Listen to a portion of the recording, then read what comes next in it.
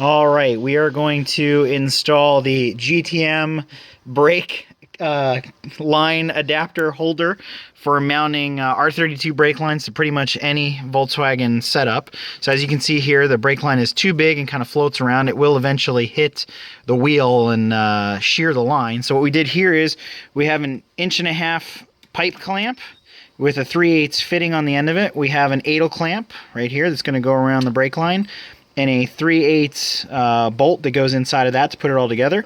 Use some red Loctite to hold the threads. Use this short screwdriver to put the clamp on, and you're going to need a 14mm wrench to put it all together. So first things first, you have to loosen the clamp up. This is going to get a little awkward with just doing this with one hand. So you got to loosen it up enough, and this will open itself like that.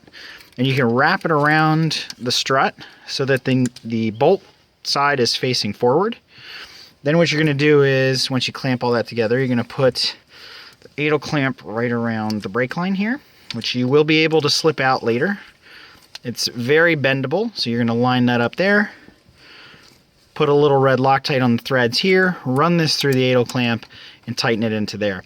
It's going to be a little bit tight to put the clamp together on this backside, but you can open it enough to slip the screw part of it together, as you can see right here, and then you'll just tighten it from the backside with the short screwdriver. It doesn't need to be super tight, just tight enough that this doesn't spin around the strut, and it'll keep the brake line exactly where you want it.